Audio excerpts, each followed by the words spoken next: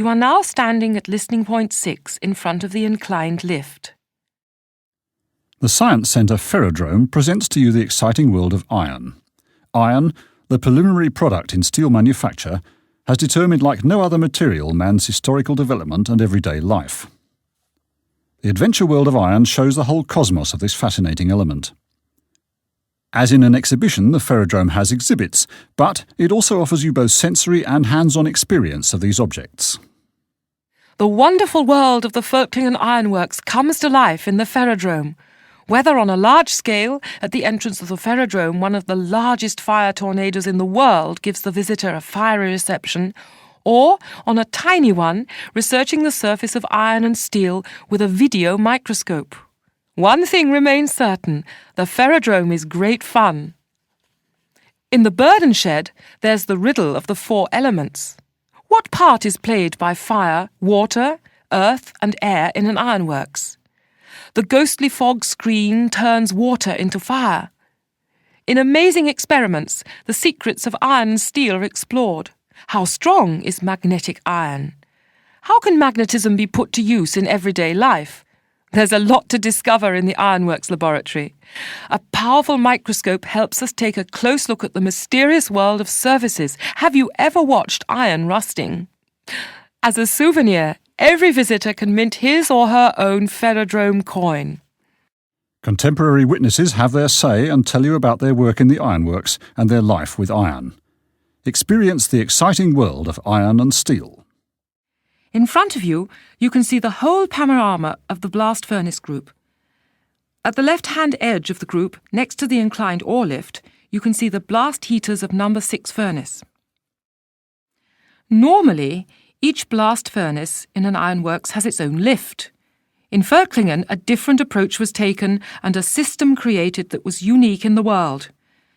A central installation was responsible for the charging of all 6 furnaces. The engineers were rather forced into this solution by the tight conditions at the ironworks. One positive spin-off was that it saved money. However, what had been a good solution at the time turned out later to be a disadvantage. Because the blast furnaces in the system all had to be of the same height, their capacity was unable to be increased. To do that, it would have been necessary to build them up higher, which would have had dire consequences for the charging system.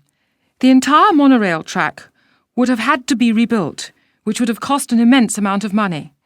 So the blast furnaces remained 27 metres tall right up to 1986, too small to keep pace with the rapid development of ironworks technology. The squeal and screech of the wagons could be heard a long way out into the surrounding area. Some of the people of Völklingen claimed to be able to tell what the weather was going to do by the sound of those cars. When the humidity of the air was on the increase, the sound was different to that produced in dry weather. It's also said that some citizens of Völklingen couldn't sleep so well after the shutdown of the monorail because they missed the sound of the wagons. Tucked away under the inclined lift, you can see the blast furnace office. Upstairs, there were the offices of the blast furnace supervisors and foremen, but the coking plant and the sintering plant were also both managed from there. The washrooms and day rooms for the workers were also part of the building. On the ground floor, there was a small canteen where the ironworkers could get coffee, tea or water. On the right, next to the blast heaters, stands the brick-lined flue through which the incineration gases from the blast heaters were allowed to escape.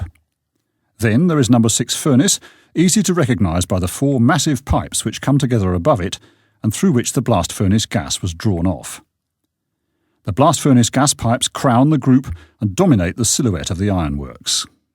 The burden shed, in which the raw materials for the blast furnaces were put into interim storage, stretches away in front of the blast furnace group. Today, exhibitions take place there and visitors can enjoy Ferrodrome, the adventure world of iron and steel. On the right of the burden shed lies the sintering plant, in which the fine materials were baked together so that they could be put to use in the blast furnace.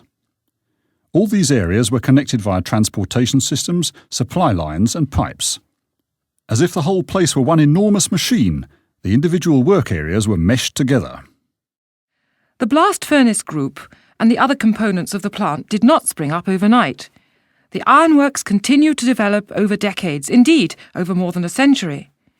Unprofitable or technically outdated parts were demolished.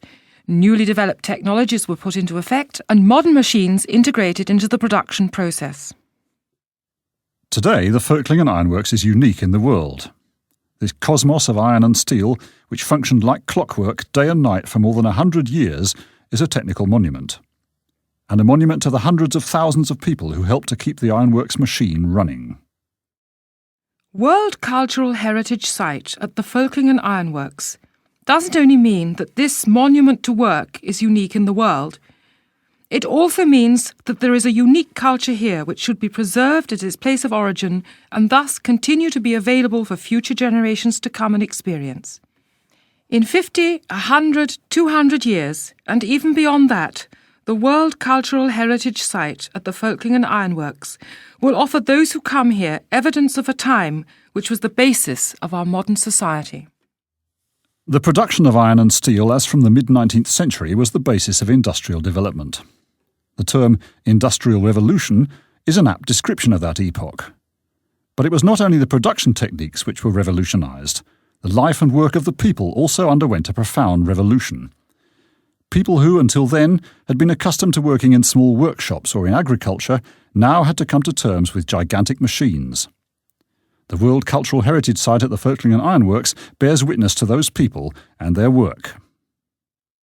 You are now standing on the coal track. In front of you, you can see the Craftsman's Lane. In the low buildings, the workshops of the bricklayers, carpenters and fitters were housed. They were responsible for ensuring that production at the ironworks ran smoothly.